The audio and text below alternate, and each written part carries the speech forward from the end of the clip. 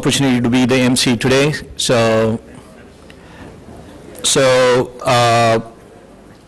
thanks very much for the organizers. Our next topic is India and Australia sharing experiences and insights.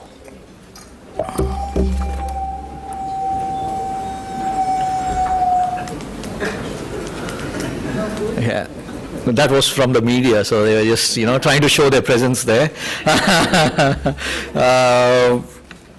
So our next speaker is Director Asia Pacific of the Institute of Chartered Accountants in Australia.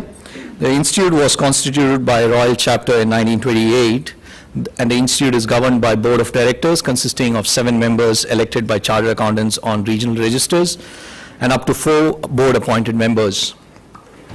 The institute is one of the founding members of the GAA, which is Global Accounting Alliance, with over 775,000 members, an international accounting coalition of the world's premier accounting bodies.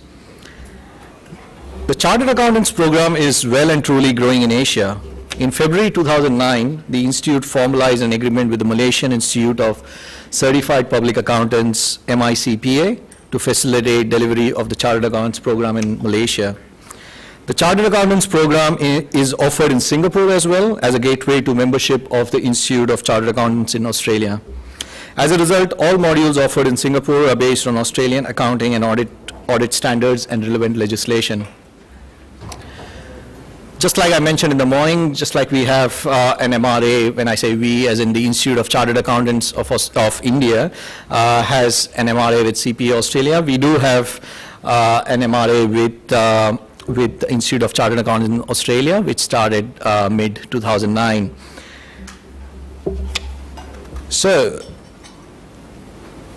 as I told you, the topic of discussion is India and Australia sharing experiences and insights. And a speaker today will dwell on subjects like Companies Act in India, changes as Indian economy grows and interdependencies, what the Institute of Chartered Accountants in Australia can offer to members from India, and so on. I've already said that the speaker is the Director Asia Pacific at the Institute of Chartered Accountants in Australia, and he's responsible for developing and maintaining ongoing relationship with key government agencies and professional accounting bodies across Asia. Before joining ICAI, he held the position of National Director Audit Services for a large mid-tier network in Australia for 5 years. He has over 30 years of experience in auditing and will share his insights and experiences on the various developments in area of audit across the Asia Pacific. I request you to welcome Director Asia Pacific of ICAI, CA Andrew Stringer.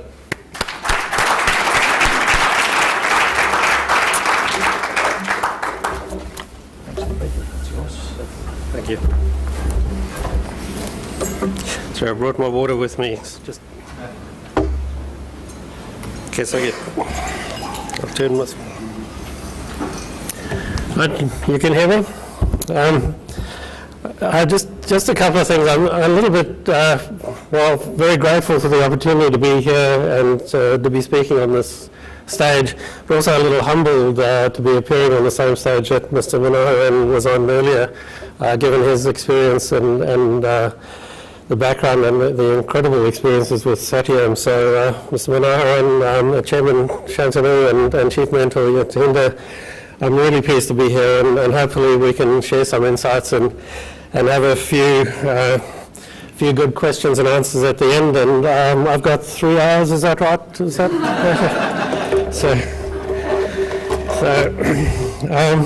just on a slightly different note, I mentioned earlier today when I was speaking to Sabu, I'm a cricket tragic. And there's only one thing better than having India beat England in cricket, and that's having Australia beat England in cricket. So, well done to the Indian cricket team. We love nothing better than beating the Poms at anything, but particularly cricket. So, are we up and running? Did that go? Oh, okay. I'm just going to touch briefly on some of the proposed reforms coming out of India. I don't I don't suggest that I'm an expert on these, but hopefully I can cover some of the issues, and they feed very nicely into some of the topics we heard about earlier today. Some of our regulatory settings, which I've got far too much material, so I think I'm going to skip over some of the factual material there, and then something about the accounting profession in Australia. So can we click that on, please? We seem to have been having trouble with this all day, haven't we? Okay. Some of the proposed reforms coming out of India, there's a companies law, which is due to go to the Indian Parliament in the winter sitting, and some of the reforms coming out of there are just enormously around corporate governance, which to me is just fantastic to see and to hear, because what we at the Institute of Chartered Accountants in Australia have been banging on about for years is corporate governance, transparency, and making your economy more attractive to foreign investment, and those reforms look like they very much are going to be hitting the spot. So we're dealing with an increasingly globalized business environment. Thank you, by the way. The duties of the directors for the first time are being set out, and to act in accordance with the articles of the company in good faith. There's reasonable care and skill, avoid conflict of interest, amongst other things. And perhaps you could say, well, of course. Why? But the question is, you know, if it hasn't been there before, maybe we need to state it to make sure that we keep. In Australia, we have the term "keep the bastards honest," so that's keep the guys honest. So yeah. Directors, at least a third of them are to be independent. So that's a really interesting observation as well. And the independent directors to abide by a code of conduct, which is now going to be included in the bill. And the independent directors, the maximum of 2 consecutive 5-year terms. And the act is also, or the proposed act to the bill, is addressing gender issues. There must be at least 1 female director, which is going to be a challenge, I suggest, but we'll see how that goes. What am I doing wrong? Yeah.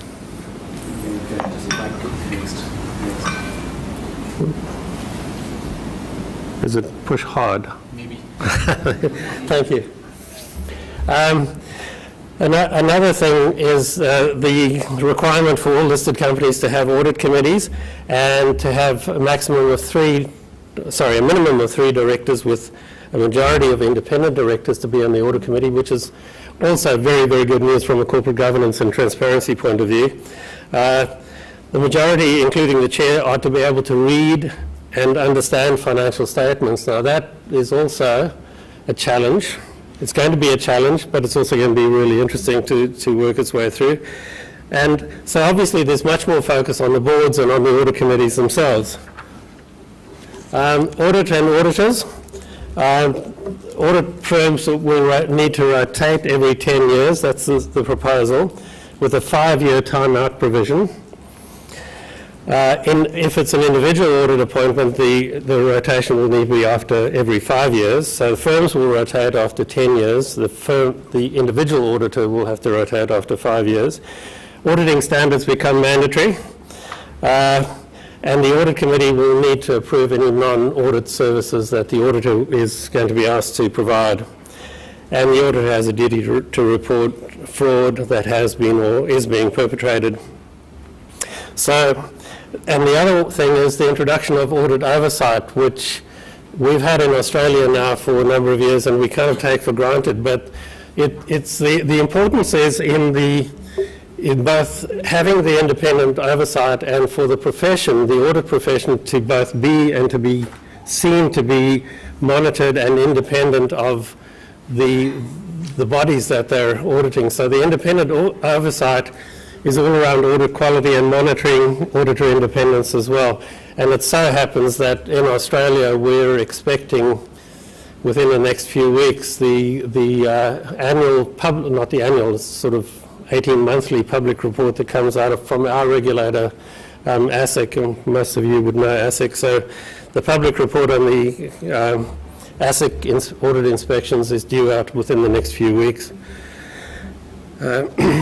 So independent audit oversight is all, what does this all mean? Well, it's all part of what I call soft infrastructure.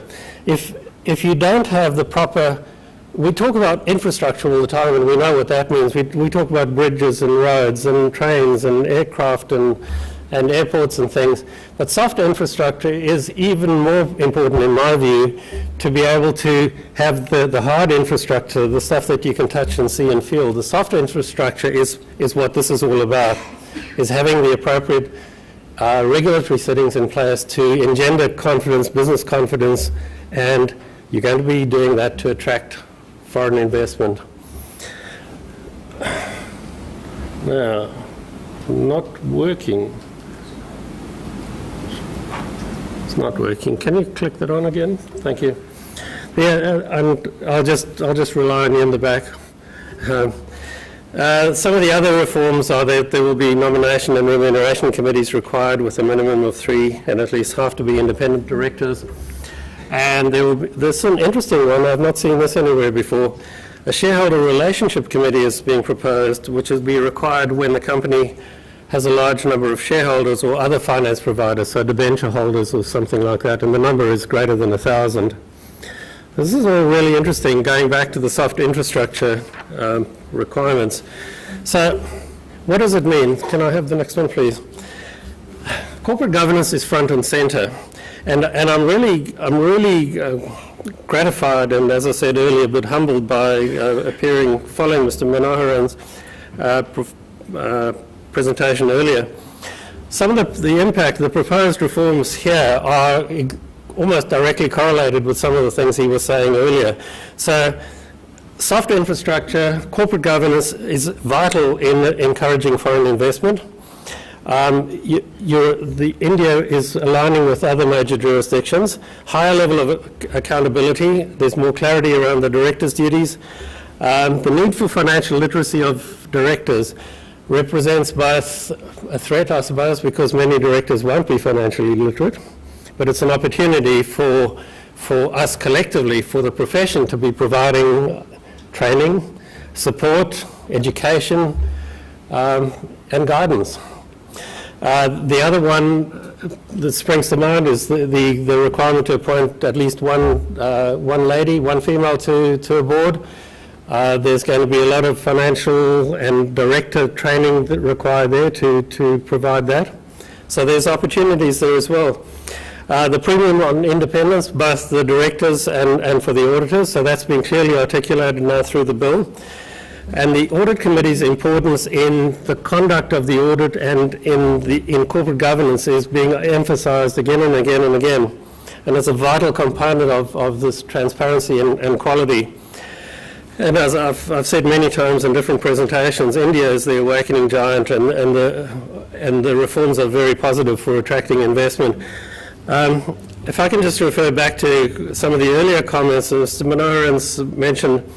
He mentioned the lessons, and I made some notes as he was speaking.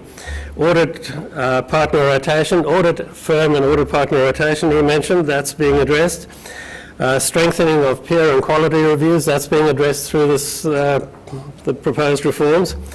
The effectiveness of internal audit, which will be addressed via the emphasis on the audit committee itself, the importance of the audit committee for the public companies. The quality and qualifications of the independent directors being addressed, and the role and the efficacy of the audit committee also being directly addressed through these proposed reforms. So this is absolutely fantastic and represents, as I said, an enormous step forward if and when it gets through the Indian Parliament. India's cost of capital was mentioned earlier today as being in the range of 11 to 15%, which staggered me. I didn't realise that. If you've got an efficient and effective transparency oversight, the soft infrastructure I was referring to, the cost of capital can and will come down. I have no doubt at all. So in terms of kicking the economy along, this has got to be a huge, huge step forward. So. Sorry, can I have the next one, please? The creation of a body independent of the profession is important for the way regulatory environment is perceived and capital markets into their functioning. So I've covered that as well. Sorry, the next slide, please. And if, just going further, if you're expanding overseas, if Indian companies are expanding overseas, just a couple of observations. Apart from the normal commercial considerations, the need to consider the regulatory environment that the company is going into, the reporting requirements, the depth, and I think, as I've said a few times already, the depth and independence of the accounting and auditing profession in the jurisdiction you're going into. And the auditor for the Indian investors will need to be instructing and monitoring the work of other auditors in other countries, and that's a slightly different skill set, and that can and will be happening. We've heard figures earlier today about the amount of Indian investment that's now outbound. That will increase as the Indian economy grows, and if you're a business advisor here, you're going to be receiving some of that on this end. By the way, Indian companies are investing in Australia and other jurisdictions. The Indian auditors are going to be needing to get on top of monitoring, controlling, instructing the auditors that they're empowering or requiring to be used in the other jurisdictions, and there's a whole lot of other things to be done there. For the Institute in India as well, that represents an opportunity for training and development as well. So lots of things to be thinking about. The opportunity is just one of the other figures we had. You can leave that up, thanks. We have $20 billion per annum in exports currently, and $40 billion is the aimed for figure by 2015, which, so we're planning to double exports to India by 2015. That can and will represent significant opportunities. The next slides, if we could just, sorry, the next one, this back one. Sorry, yeah, that one. I'm not going to dwell too much on the background to Australia. It's, we know it's a federation, a bicameral legislation. You're going to have access to all this factual material in the links that I think Yatender and his team are going to be putting up. Just one observation, Australia's GDP, $1.4 trillion, and India's is $1.84 trillion is the figure we heard earlier today, which is kind of interesting. A country with a population the size of India's, and Australia is just over 20 million. So the opportunity is enormous for India to grow its economy. Corporate regulation, I won't bother too much with those, other than to say most foreign companies conduct business in Australia through an Australia incorporated subsidiary or as a registered foreign company, and there are all the rules around that. And as we can skip through the corporate regulation, etc., foreign investment policy, the next one, please. There's Trade Practices Act. I'm not going to bore you with all of those. Just keep going. Next. Yeah, and I won't bother you with all of those. The next one's taxation. Next. Tax I won't bother you with. What I do want to get to, next one, please. Yep. The opportunities for ICAI members in Australia. You can leverage the connection with India, and part of that is, I mean, the people in the room here, obviously the networking amongst members of the Indian Institute, but there's more to that than that.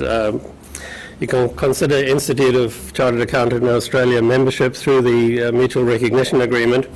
And I just need to clarify that for you.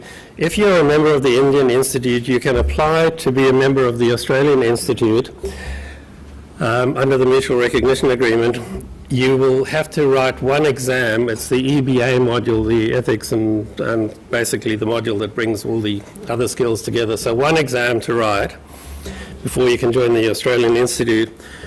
And the other one is, if you wish to join the Australian Institute and then go into public practice, you will then have to write two other exams, the Australian tax exam and the Australian law exam, which kind of makes sense.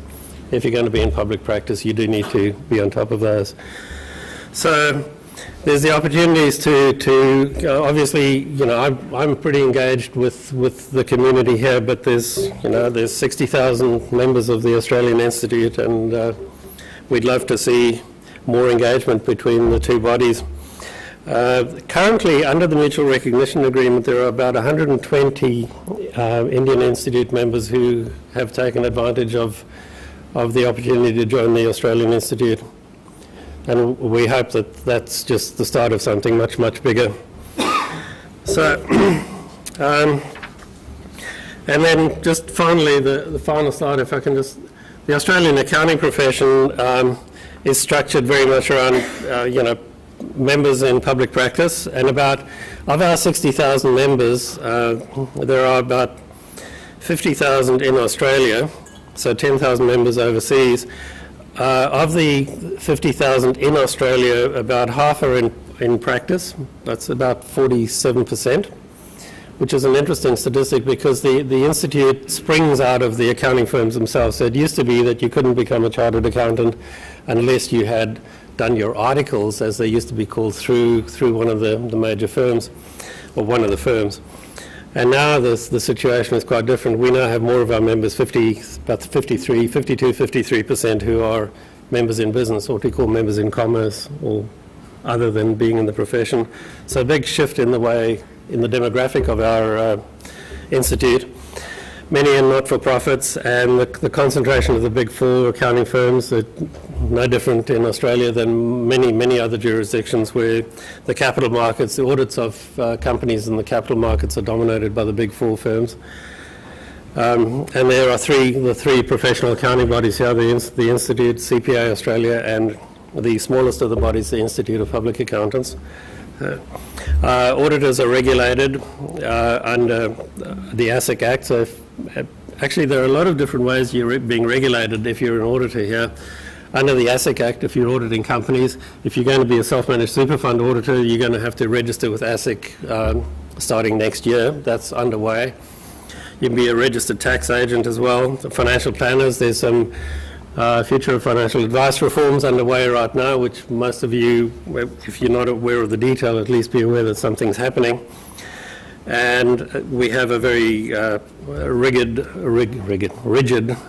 audit inspection process via ASIC, and then the accounting bodies themselves have quality review programs that they also do impose on their members. And our standards are set through the Australian Accounting Standards Board and the Auditing and Assurance Standards Board, both of which are government bodies. They're statutory authorities, and they set standards that are legally enforceable. And the Accounting Professional Ethical Standards Board is a separate independent body, but it's not a government body, and they set the professional other ethical standards. So that's a brief snapshot. Corporate governance, just in summary, corporate governance, huge changes coming in India via the changes to the Companies Act there, the Companies Bill underway. Opportunities through leveraging the connection with the Institute here, obviously. And just a quick snapshot on what's happening in the Australian accounting profession. So I'm happy to take any questions if there are any. Yeah. You said you were going to ask some tricky questions, didn't you? I decided not to ask quickly ones, Thank you. Look, no, not required. Andrew, if on a scale of 1 to 10, where 10 is the highest and 1 is the lowest, where would you rate Australia and India in terms of quality of governance? Quality of governance. That's the tricky one. You said you weren't going to ask. It's a simple one. I think there's always room for improvement in all of them. I think whatever I say right now is going to get me into trouble, so much. The important thing is that we're all recognizing the importance of corporate governance and focusing on it. So where it is, I wouldn't have a clue. But the importance is that it's being focused on and addressed. So that's, yeah.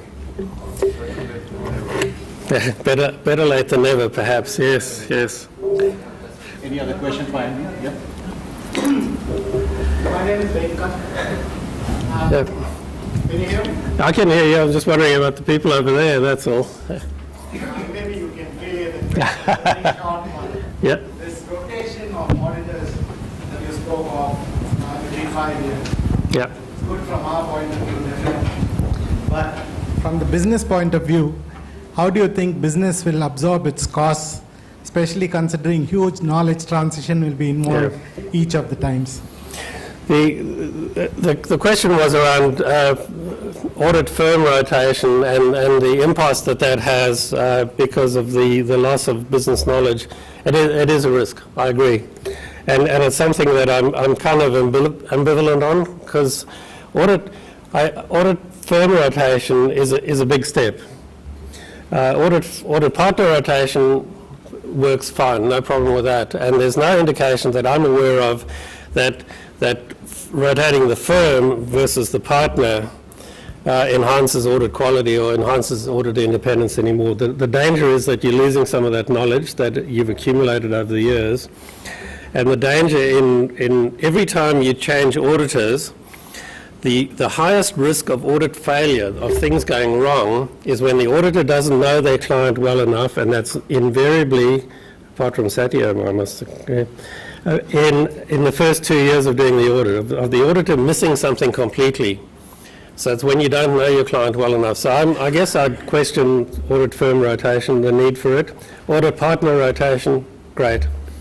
The European Commission has been toying with the idea of having audit firm rotation, and they initially had come out with some fairly interesting and challenging proposals.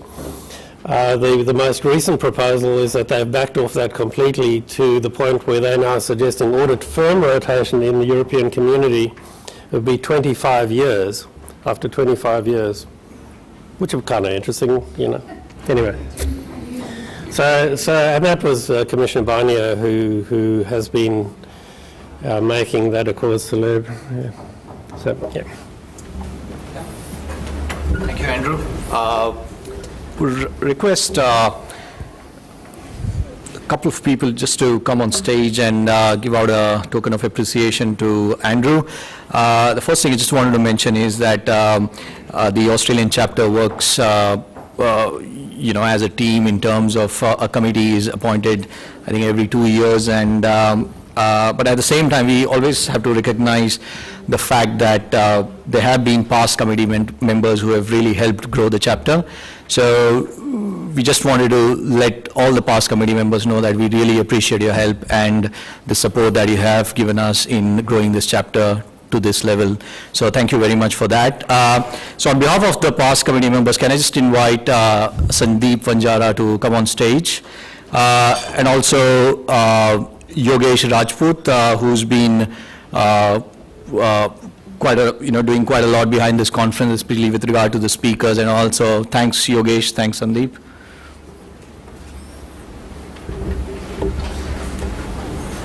That's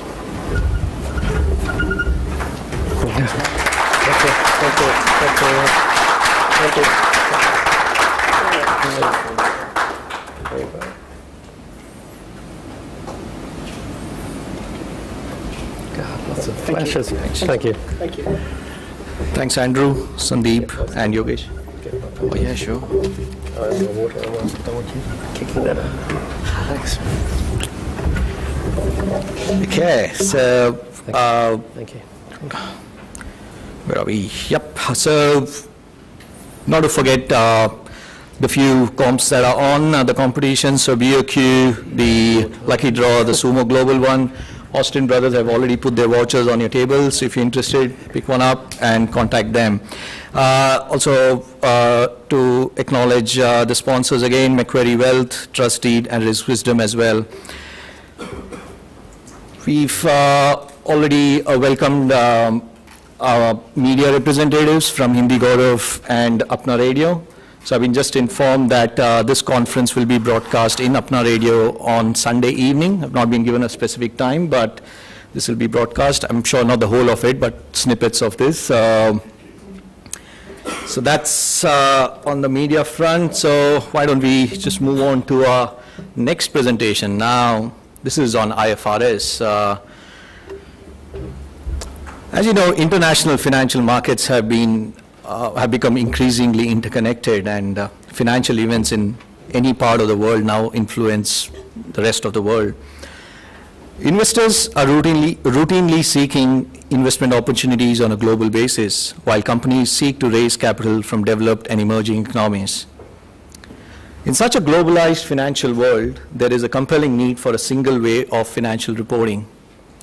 The IASB, as in the International Accounting Standards Board, is responsible for development of IFRS, is committed to the establishment of a single set of high-quality accounting standards. And this is where IFRS comes in, because IFRS is uniquely positioned to become